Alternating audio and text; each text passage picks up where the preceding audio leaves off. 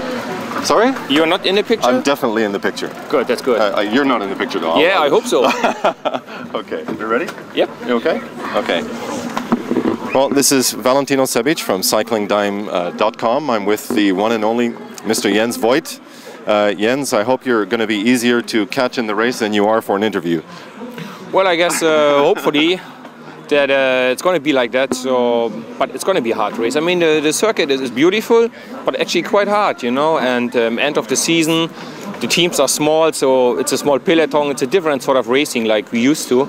But we're totally motivated. You know, it's the last race, so we try to give it everything we have today, and hopefully we come out with a good result. Absolutely. Now, you've just literally arrived to Japan. Once the race is done, I believe that this is your last race of the season. What's the schedule going to be like? You're going for a signing in Tokyo in one of the specialized shops, and then what happens after that? Yeah, we already leave tomorrow morning, actually quite early, to be there in time in Tokyo. I think we squeezed in also a little shopping session so I can buy some crazy toys for the kids. Okay. You know, some crazy electronics. All 5 kids, right? Yes, exactly, all 5 of them. Well, maybe the little ones, they don't need so much like toys yet. And then we visit both shops of Specialized. And then at night, I think we have a little reception at the Danish embassy because, you know, we're a Danish team. Even though I'm from Germany, I hope they still let me in. And I don't have to wait outside, you know, next to the sign that says dogs not allowed inside, you know. I have to sit next to that. So, yeah, we go to the Danish embassy and then Tuesday morning we go back home. Okay. Now, obviously, I mean, it's a long flight, right? I mean, the season's getting longer every year. New cycling countries coming into the picture. Suddenly you're doing races in Japan. You're doing races in California. You're doing races in Argentina. You know, what does all this traveling do to the body, and how does it affect your performance as a rider? Well, I guess the more you do it, the little more or the easier you get used to it. You know, you got your experiences now how to overcome the jet lag, what you're supposed to do, and so it's getting a little better. But yes, it's right. We traveled a lot this year. I did my first race of the year was the Tour Down Under together with Lance. Then we did Tour of California. So that was like totally different continent, different culture, different time zone. Back to Europe, did some races there, and now we're in Japan. So basically, I traveled once around the world in order to, you know, do my job. It's interesting, it's fun, but yes, sometimes it's a little hard. You know, sometimes the jet lag catches you, and like yesterday at the press conference, I like had 5 minutes, really like a crisis. I almost fall asleep on the chair there. It was terrible, you know. And you try to be not unpolite, or not to be, you know, unpolite, but you just can't fight it. The jet lag just hits you, but that's just part of the job. So hopefully we won't feel too much jet lag in 20 minutes when we start the race. Hopefully not. Hopefully not. Is this the last race of the season for you? Yes, it is, absolutely, yeah. And I only came into the team because, you know, I crashed in the Tour de France, so I had a long period where I couldn't do anything or where I was not allowed to go on my bike from the doctors after the crash. So that's why I figured, okay, I'm gonna continue my season a little longer, and I'm happy I did it. It's an interesting country, and I always wanted to see it at least once in my life, you know, wanted to come to Japan. Are we gonna see you again?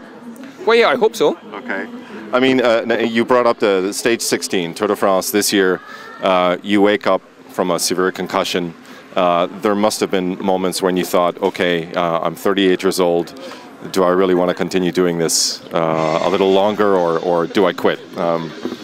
What were your thoughts when you came out of that? Well, you know, I like to keep the things simple. Yeah. So I didn't allow myself to have too many doubts about if I should go or not, or if I should keep going or not.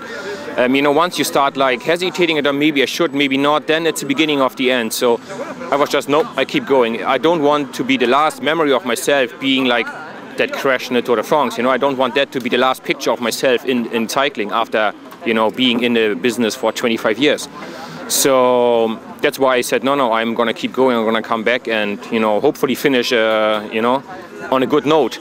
And that's why, you know, I'm keep doing the season. So I catch up a little bit to my shape I used to have. And then next year I'm going to be fully back to normal shape and, yeah, have another good year ahead of me. Well, that was again the next question. Yeah. If my information is correct, you've just signed a 2-year contract with the team? 1 year, yeah. 1 year. We signed 1 more year, yes, exactly. So 39 next year, same age as Lance? Yes, exactly. I'm just 1 day older, so he's always happy that I'm at the races, because then he's sure he's not the oldest, because I'm always that 1 day older than him. Slight competitive advantage. No, no. But I mean, we talked about already in Down Under, and I said, Lance, you know that like you and me, we like head and shoulders above everybody else in this peloton in terms of age. And he said, oh really? I said, yeah. But fortunately for you, you're just at 1 day younger, so you will never be, you know, oh, Lance is the oldest in the peloton as long as I'm around. So you know, he offered me straight a contract in his team. Hey man, as long as I keep racing, you better come with me. So I make sure, you know, you're always going to be the oldest. So no, I mean, it's not about so much about the numbers, you know, it's the way you feel. And I still love a job, you know, I still like to be around my teammates, you know, the younger guys. It keeps you young, you know, also mentally. And I still feel the drive and I feel the energy, I can do it. So I don't look so much at the numbers, I just look inside my body and the body goes, no, I'm fine, I'm good, I want to keep going, and that's what I do. That's great. I mean, you've probably noticed you have a huge amount of fans in Japan, and they enjoy your racing style, your interview style. Any comments for your Japanese fans here? I have to say I'm almost overwhelmed by, you know, the amount of fans and also their knowledge. They know, you know, so many things. You know, they know every rider of the team. They know a lot of details. So it was quite nice. You know, quite a nice surprise, a positive surprise, that we came here and, you know, such a warm welcome, and also the spectators they expect today, you know, 50, 60 or 70,000 on the circuit. It's a nice or almost perfectly organized race. So I'm really happy that I'm here, and yeah, just simply a big thank you to all the fans for giving us such a nice welcome. That's great. Well, we hope to see you again next year. We hope to see you on the podium today. Okay, well, I hope one of us gets on the podium. If it's me, it's perfect, but one of us, yes. That'll be great. Jens Voigt, thank you very much. Okay. Hey. Thank you, man. Good no luck. worries. Good luck. Okay. See you at the Tour of California. They changed the date a little bit, huh? Yeah, a little bit. We'll see how it Okay. Thanks, man.